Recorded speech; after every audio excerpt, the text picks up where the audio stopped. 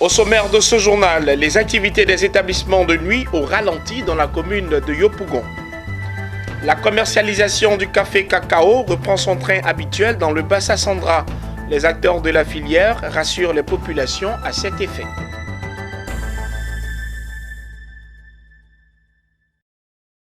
Bienvenue à toutes et à tous. Dans le contexte de crise électorale en Côte d'Ivoire, les établissements de nuit sont durement éprouvés. Dans la commune de Yopougon, maquis, bars et boîtes de nuit ne connaissent plus l'engouement des week-ends. Une situation difficile pour les acteurs du monde de la nuit. Le constat de Emmanuel Bonzo et Richard Akeki. Depuis quelques jours, Yopougon a perdu ses airs de fête. La commune de la Joie est en berne dès la tombée de la nuit. Pour s'en convaincre, un tour à la mythique rue Princesse. Ambiance inhabituelle d'un début de week-end. Dans cette discothèque ultra select, point de client. Pour le patron de cette boîte de nuit, difficile de faire du chiffre en pareille situation. C'est très difficile pour nous acteurs de la nuit parce qu'après 5 mois de confinement resté à la maison tout et tout, voilà que nous reprenons nos activités à peine 2 mois et puis bon, voilà que le pays bascule déjà dans une crise socio-politique. Donc il faut dire que les choses ne sont pas faciles, ne sont pas du tout faciles pour nous acteurs de la nuit. Avec toutes les charges qu'on a, c'est vraiment pas facile. Direction dans un autre point chaud de Yopougon, précisément dans le quartier Sidessi, au terminus 40. D'ordinaire, cette zone grouille de férus d'ambiance. Mais cette nuit, les maquis et bars ne connaissent pas la joie des week-ends. Les clients se font rares, ce qui constitue un manque à gagner terrible pour les propriétaires. Il y a un effet très secondaire sur nos business. Aujourd'hui, on n'arrive plus à se retrouver. Nous retrouvons encore une seconde phase du coronavirus, pour ne pas le dire. Non, le chiffre est très bas, pour ne pas dire le bénéfice même a baissé du coup. Pendant une semaine, c'était fermé. Depuis le 31 samedi, jusqu'au jeudi 6. Aujourd'hui, on a eu des clients. Pendant une semaine, on a perdu beaucoup, bien sûr. Par jour, on peut faire au moins 80 à 100 000 comme ça. Bon, quand on multiplie, bon, ça peut atteindre au moins les 600 000 ou bien les 500 000 qu'on a perdu. Malgré le climat de crainte, certains amoureux de la nuit sont sortis pour prendre un verre. Il y a peur. Mais c'est à cause de ma camarade qui est là. Parce qu'elle fait son anniversaire qu'elle est sortie, sinon normalement il y a peur. La ville est vide, donc il y a un peu peur. On n'a pas l'habitude de voir ça. Mais bon, qui ne risque rien n'a jamais rien. Hein? On est sortis en famille, juste pour voir quelque chose de changer. Cette situation difficile éprouve également le petit commerce autour de cet temple de la joie.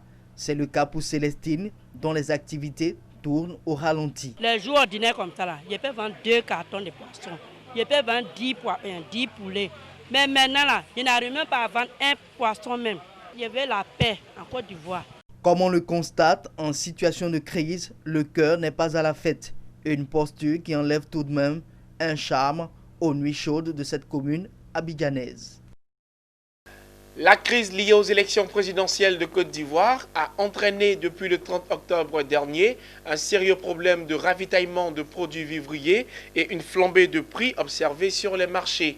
À cet effet, Adou Bernard, directeur central de l'Office d'aide à la commercialisation des produits vivriers, en abrégé OCPV, rassure les populations et les grossistes quant à la baisse des prix et la reprise du ravitaillement des marchés en produits vivriers.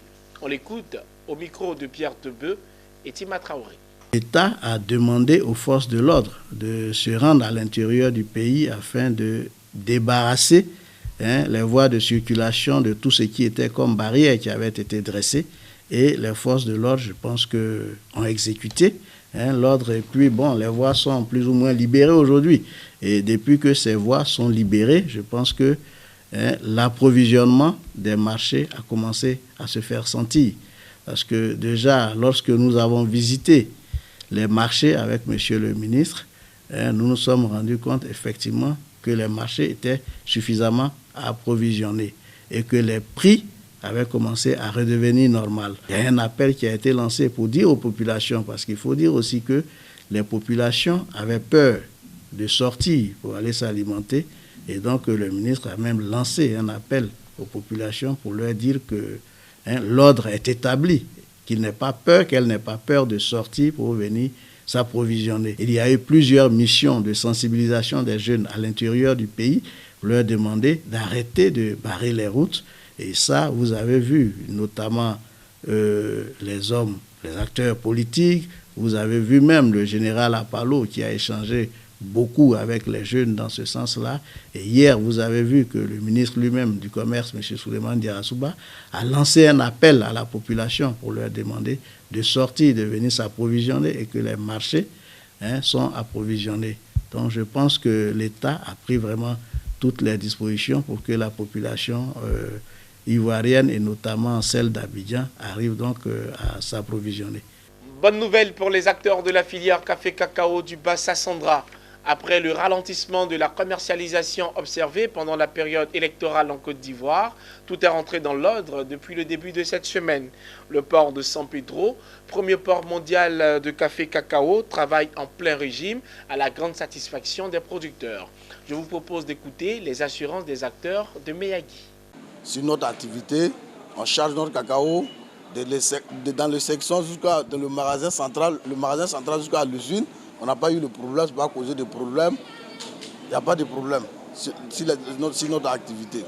Tant que le président de la coopérative CPSL lance un appel, tous notre producteur et puis toute la population de Nawa, de Gokle, de Évreux, c'est la paix. Quand il y a la paix, vous pensez quand il y a la paix, toujours les gens voient quand il y a la paix, toutes les activités marchent. Mais quand sans la paix, rien ne peut bouger. Je offre vraiment si la paix, la région de Gokle, de Nawa, la paix. Passé les durs moments de conflit intercommunautaire suite aux élections présidentielles en Côte d'Ivoire, à Yamoussoukro, l'heure est désormais à la réconciliation. À cet effet, une marche de la paix a été organisée dans la capitale politique ivoirienne afin de mobiliser les différentes communautés autour des valeurs d'union et de vivre ensemble. Pierre Tebeu nous commente le reportage de Charles Kouakou.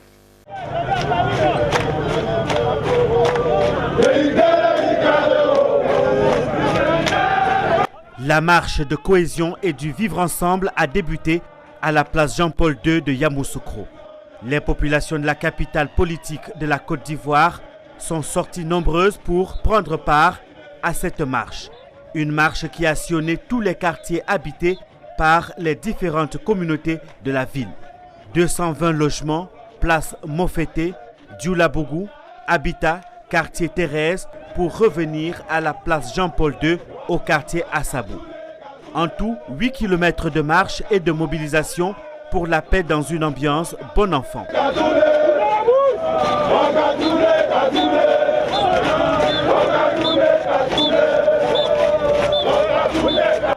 Fait marquant, à côté des forces vives civiles, les forces de l'ordre ont pris une part active à la marche.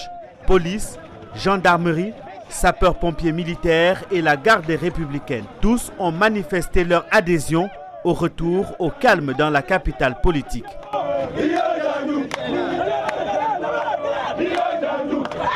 Vous avez ici toutes les forces de défense et sécurité, les responsables de jeunesse, les guides religieux, tout ça sous l'autorité de M. le préfet des régions.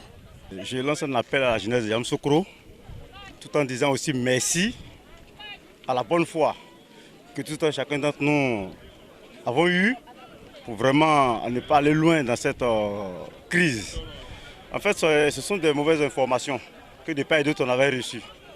Effectivement, on a eu la chance par la grâce de Dieu, le pire ne s'est pas présenté. Je souhaiterais à nos frères Djoula et Baoulé, on n'est pas allé à la division. Ne pas aller à la division, c'est-à-dire ne pas écouter les mauvaises paroles d'autrui. C'est la rumeur, c'est ce qui nous divise. Hier, on ne pouvait pas arriver ici. Mais avec la paix, aujourd'hui, nous sommes là. Donc toujours, c'est le remerciement pour la plateforme et remercions encore la police pour le travail, pour la police de proximité. C'est déjà bon parce que grâce à la police aussi, aujourd'hui, on arrive à maîtriser quelques jeunesses, leaders de jeunesse de Yamoussoukro. Nous avons fait un cross populaire pour dire à la population de Yamoussoukro que désormais nous sommes une famille. Plus jamais ce qui s'est passé revienne à Yamoussoukro. Vraiment, c'est une fierté pour moi en tant que leader de jeunesse de voir tous les leaders de jeunesse, que ce soit partis politiques, que ce soit les jeunes de la société civile, nous tous ensemble, main dans la main, pour donner l'exemple, pour dire que la cohésion sociale, c'est notre affaire, le vivre ensemble, c'est notre affaire. Et Yamoussoukro, qui est la terre natale du président Félix Houphouët-Boigny, ne mérite pas ce qu'elle a vécu. Cette marche de cohésion et du vivre ensemble est à l'initiative du préfet de région, préfet du département de Yamoussoukro, Brou Kwame. Oui, aujourd'hui c'est une grande journée de marche, dite marche de cohésion. Et cela s'inscrit dans le cadre de la fraternité et du vivre ensemble, bien sûr. Il y a quelques jours, la ville de Yamoussoukro a été secouée par des manifestations et les jeunes étaient au bord de l'affrontement.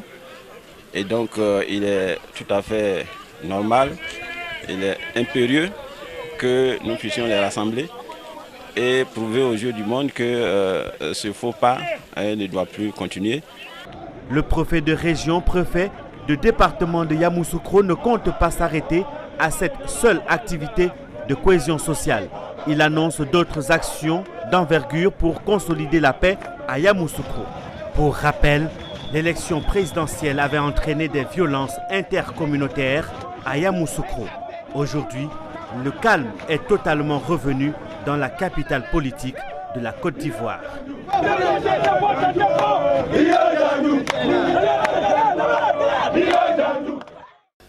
La pratique du tatouage semble avoir conquis l'univers de la jeunesse dans la capitale économique de Côte d'Ivoire. Un art d'origine occidentale, pratiqué comme un symbole pour se commémorer un fait marquant, est devenu aujourd'hui un effet de mode. À ce titre, les tatoueurs rencontrés récemment dans la ville d'Abidjan font de cet art un réel business. On en sait plus avec Zeynab Dosso et Marius Seri.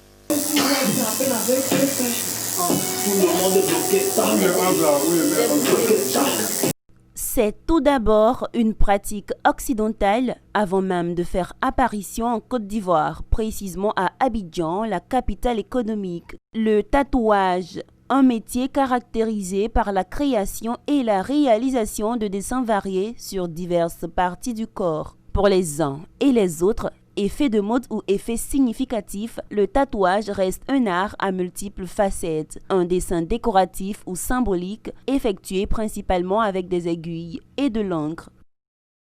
Bon. Le métier de tatouage, d'abord, à la base, on devient tatoueur parce qu'il faut savoir dessiner. Et puis, un tatoueur, c'est celui qui peut changer la peau aussi des gens, qui peut embellir, qui peut rendre ça beau. Chez moi, se tatouer, c'est représenter des trucs qui sont marquants, des souvenirs. Chaque homme se tatoue en fonction de l'esprit qu'il développe. Il y a des gens qui se tatouent parce qu'il y a quelque chose qui les ont fait mal. Il y a des gens qui se tatouent aussi des noms des amoureux. Essayer de montrer un symbole de reconnaissance, d'accrochage vraiment sincère avec cette personne qui n'est plus de ce monde. De façon professionnelle, il faut d'abord savoir que le tatouage, c'est vraiment délicat. Il faut quand même avoir un endroit un peu plus simple, vous voyez un peu. Il y a l'hygiène qui compte. Au-delà de la passion, le tatouage, selon les tatoueurs rencontrés, est une activité qui nourrit son homme. Ça marche pendant les congés et les vacances. Parce que là, il y a plus d'expatriés, il y a plus de personnes qui viennent. J'ai vu de ça, ça me permet de payer mes factures, ça me permet de payer mon loyer. Bon. Ce métier, il est un peu comme les autres métiers de peinture. Il s'évalue en fonction de la forme du tatou et en fonction de la taille. Ça nourrit son homme, maman. Moi-même, si tu vois ici devant toi et puis il sourit et cause là, c'est bien, ça m'a nourri, maman. Les plus petits prix chez moi ici, c'est à partir de 35 000 que je tatoue. À partir, ça c'est les plus petits dessins. En tout cas, ce que moi je fais aujourd'hui, mon métier dans lequel j'exerce, me permet largement de subvenir à mes besoins. Le tatouage, une pratique jadis limitée à un public microscopique, est popularisé aujourd'hui par une nouvelle génération de rappeurs. Il est considéré comme un art à part entière qui aujourd'hui, grâce à son essor, est perçu comme un gros business. La ville de Marrakech au Maroc n'accueillera finalement les assemblées annuelles du FMI et de la Banque mondiale qu'en 2022 au lieu de fin 2021. Le report est dû à la pandémie de Covid-19 qui a touché plus de 222 000 personnes au Maroc, causant 3 762 décès, selon le dernier bilan d'Africa CDC. Ce journal prend fin. Merci de l'avoir suivi. Les programmes se poursuivent sur Business 24 Africa.